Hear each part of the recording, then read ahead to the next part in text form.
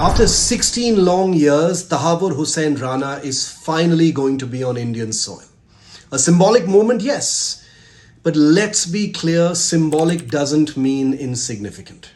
His arrival in Indian custody marks a hard-won diplomatic victory, a reaffirmation of India's tenacity in pursuing its enemies no matter how long it takes or how far they run.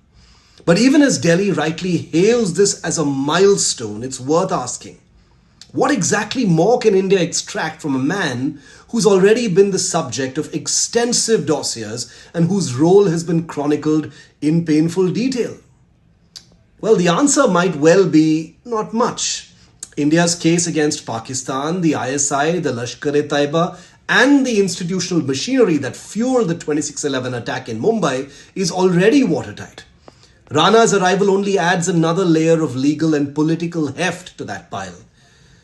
But if justice delayed is justice denied, then 16 years, despite the so-called ironclad strategic partnership between India and the United States, is frankly quite sobering, isn't it?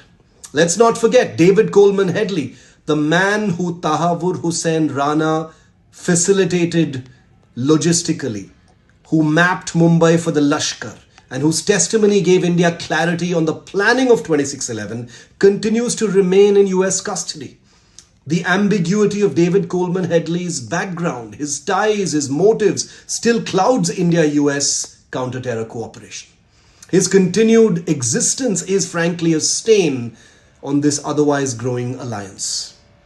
So what does Tahawwur Rana's extradition to India actually change?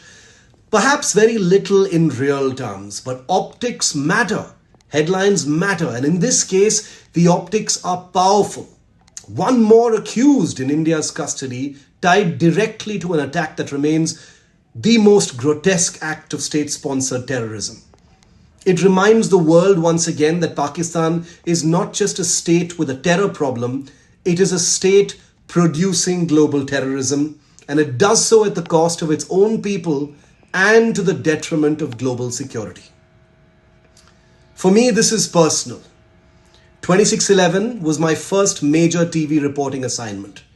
I was there on the ground when the horror unfolded, when every Indian newsroom turned into a war room, when the streets of Mumbai felt like a war zone.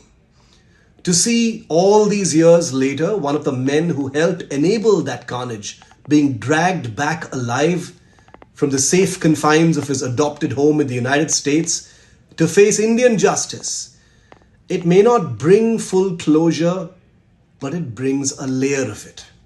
For the over 160 victims, for their families, for Major Sandeep Unnikrishnan, for Ashok Kamte, for Hemant Karkare, for Vijay Salaskar, for Tukaram Omble, for everyone who died and lived through those terrible days.